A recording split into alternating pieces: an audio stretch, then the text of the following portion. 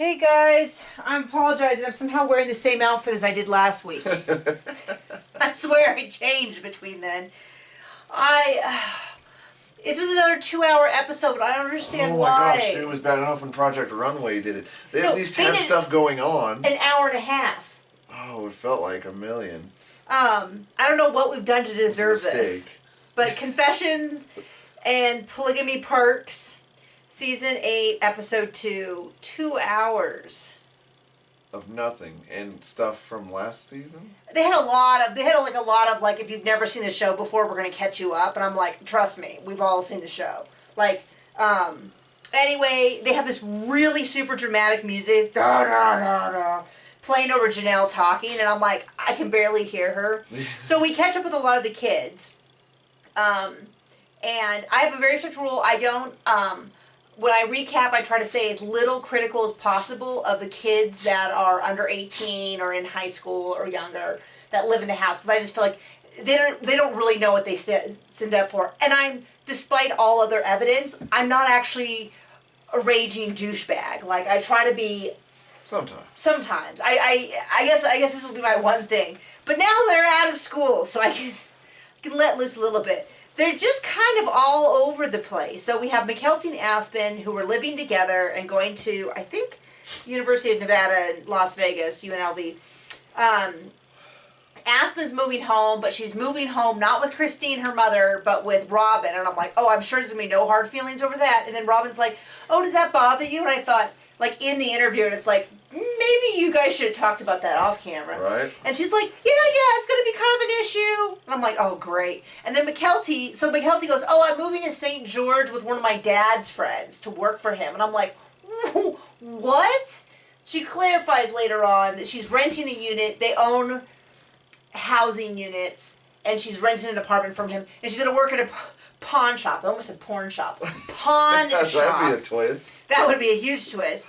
But it was kind of bizarre because the guy's like, well, have you worked anywhere before? And she's probably like 20, 21. She hasn't finished college. She's taking some time off, so she's somewhere between. That was clearly for the show. Oh, I know it was clearly for the show. But he's like, have you worked anywhere? And she's like, yeah, I've worked at a museum, a retail store at the airport, and I think it was the library. A retail store, and a museum. Was it? It was 3 things. And he's like, oh, well, that won't prepare you at all. And I'm like, working at a retail store at the airport's not going to prepare you?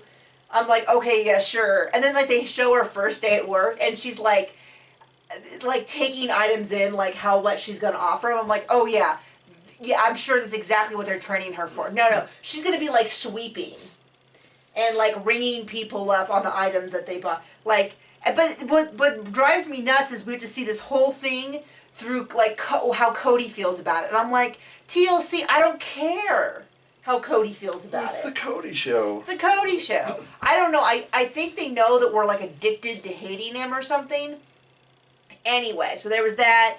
Garrison wants to go into the military. Hunter was kind of being a dick about the whole thing. But you say that's just older brother. Yeah. Okay. Whatever. That's just how an older brother is to a younger brother. And then we have this thing later on in the episode where Garrison goes up to Salt Lake to get his physical or something, and he calls Janelle and says, can you gather everybody up? I have some big news. So he comes in the door, and Cody announces his big news. And I'm like, well, it's the Cody show. It's the Cody show, but I'm like, is this whole family so bent around backwards that they think that's what a dad does? Is everything's about the dad? I guess so. Because they all talk about how healthy it is. What a healthy family they have. And I'm like, okay. We didn't see about Mary's health issues. She's fine. She's fine. Good for her. I don't know what this says. Arrows the news? Oh, he announces the news. Okay. And that would have been a fine episode. That would have been a great place to end the episode. We catch up with Mary's health issues. We see where all the kids are. Done. But then there was a whole second hour, and I'm like, I don't know what the deal is. I don't know why they just don't run more episodes. Because every season's been like a different length. So I don't understand what's going on. Janelle and Mary are going to meet with Nancy. But first, I thought I knew everything about Janelle and Mary's background. I've been watching 8 seasons of the show. I've seen the early seasons. It used to be on Netflix. I don't know if it still is. a million times. I would put them on. I would clean all day. Judge. I've seen them all. I thought I knew everything. I did not know that Janelle was married before Cody. I don't think they have ever once said that. Where are you going? Nowhere. Okay. They have never once said this. I could be wrong, that Janelle was married previously for 11 months to Mary's brother. Like, they conveniently left this part out. Her brother? Mary's brother was married to Janelle. Now, Mary grew up in a polygamous family. So, the way I'd always heard the story was that Janelle kind of knew Cody and Mary. And they're oh, the gross feet. Stop it. Stop it. They had intrigued her. And then somehow in this whole process, Janelle's mother married Cody's dad. Remember that? It's this whole, and I'm like, I can see why they don't brag about this, because this is like some weird hillbilly weirdness. But anyway, then they also said that after Mary and Cody were married, they needed a place to live, and Janelle had a house, so they rented part of the house. And I'm sure they also didn't mention that because it sounds really suspicious that they lived with Janelle before Cody married. Like, right? I feel like I need some polygamist, like someone who's actually a polygamist and a member of their faith to talk to me about this, because this seems like even for them, they're like, well, that's not something we would encourage. But what do I know? So we get this 20 minutes thing. Then we get Robin's baby shower. And then we get Robin's niece in there. And I'm like, I wonder if they're looking for a fifth. You know, and she, of course, talks about how a lot of polygamous families have really, but not the Browns. The Browns just have a real healthy relationship. And I'm like, this must be some contractual obligation stuff where they're like, we'll let you on the show, but we need to do a little quiz first. How would you describe the Browns? Well, I don't know. They kind of got some problems. Off the show. You know, like, so anyway, and then it's this whole weird thing where they spent the first 3 seasons convincing us polygamous families are so important because they can all fill in for each other. Well, now Christine's mom's living with her, babysitting her. Robin's got, babysitters. Everybody's got babysitters, and I'm like, that's why they have to name an episode Polygamy Perks, just to remind us, because clearly we're not going to see it on our own. Anyway, they do the baby shower.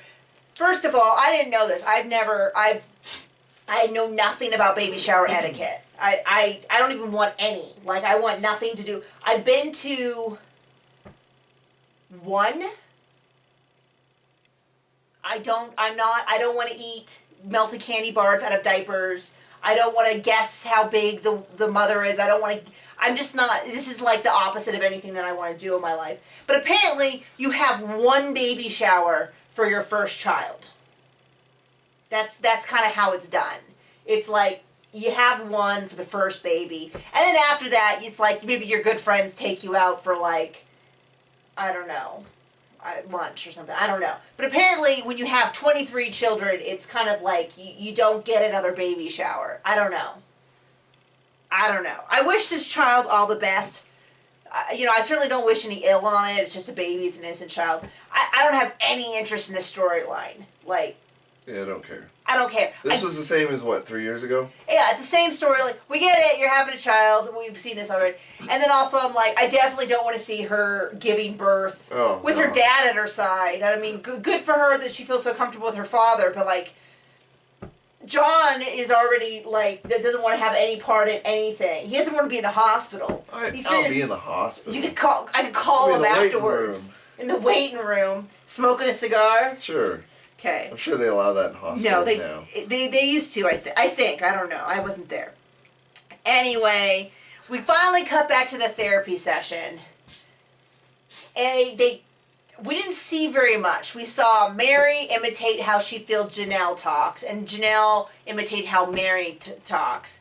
And then Janelle's like, well, why don't we try decorating for Thanksgiving and going shopping together? And I'm like, who cares? Right. John, you can see the life draining from his eyes during the therapy session. He's like, oh, is it over yet? He's like watching Were you even there? Were you even in the room? I was watching a drone video. You're watching a drone video? But a guy lost his drone under the Hudson. Okay. Anyway. And got it back. Thanksgiving decorations, and Christine and Robert are like, this is the worst idea ever. And Mary's like, I don't want to do this. And then they go to one store, they look at one wreath, and Mary mocks Janelle. Gosh, I don't know why she doesn't buy it. Like, Janelle's like, I really like that wreath. What do you think, Mary? Mary's like, yeah, you can get it. She's like, I don't care. And then they buy the wreath, and somehow it was supposed to be some big thing. And then it looks like, who cares? This is my big thing about this therapy session, is listening to them talk about how difficult it was to share their husband that they had just gotten, and then kind of talk about like, yeah, I was very young and immature. I'm like, no. You married a man that you loved, and you wanted to spend time with him, and you resented having to share him with another woman or another person. That's kind of how I think most people feel. I know there are people who feel differently, but these women don't appear to be those people, and so there you go. Maybe if they all got multiple partners, they'd be happy. I don't know. Anything to add?